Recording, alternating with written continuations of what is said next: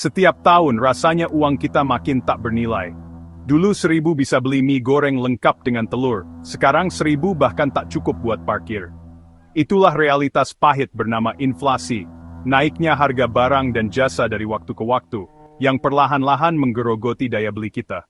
Dan bagi mereka yang menggantungkan hidupnya pada gaji tetap, tanpa aset, tanpa investasi, dan tanpa daya tawar, inflasi berarti satu hal, semakin miskin dari tahun ke tahun. Rupiah kita, meskipun stabil secara makro menurut pemerintah, secara mikro terasa makin ringkih di tangan rakyat. Mungkin angka inflasi resmi bilang hanya 3 hingga 5% per tahun. Tapi coba tanya pedagang, ibu rumah tangga, sopir, atau pekerja kantoran. Kenaikan harga sembako, sewa rumah dan biaya hidup jauh melampaui angka statistik.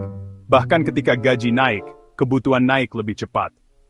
Dalam sistem ekonomi yang didominasi konsumsi, tanpa kontrol harga, tanpa kedaulatan pangan, dan tanpa akses ke edukasi keuangan, masyarakat bawah hanya bisa pasrah pada permainan uang yang tak pernah bisa mereka menangkan. Kita menjadi bangsa yang rajin kerja, tapi selalu kalah dalam permainan nilai. Kita bukan malas, kita hanya tidak pernah diajarkan bagaimana mengalahkan sistem yang terus menyedot waktu dan tenaga tanpa memberi celah untuk maju.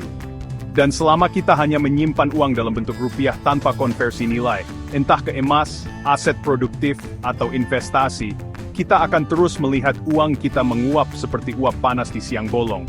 Jadi, bukan rupiahnya yang salah, tapi sistem, pemahaman, dan kebijakan yang membuat rakyat selalu jadi yang terakhir tahu bahwa mereka sedang tenggelam perlahan, bukan dalam kemiskinan yang tiba-tiba, tapi dalam kemiskinan yang dikemas rapi dan dianggap biasa.